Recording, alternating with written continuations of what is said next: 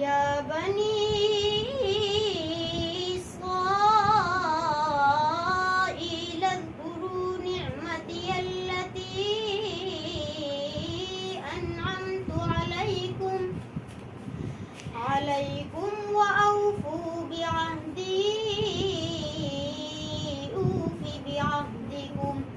وإياي فارهبون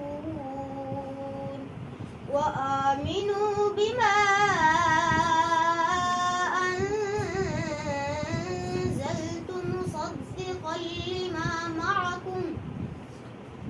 مصدقا لما معكم ولا تكونوا أول كافر به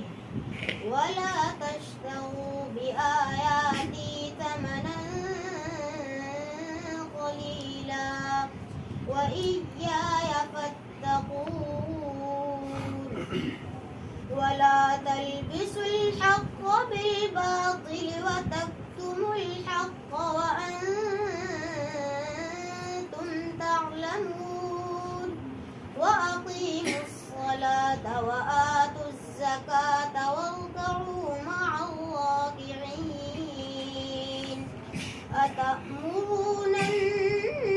الناس بالبر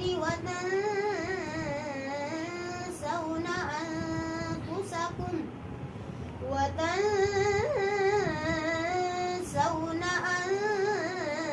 أنفسكم وأنتم تتلون الكتاب أفلا تعقلون واستعينوا بالصبر والصلاة وإنها لكبيرة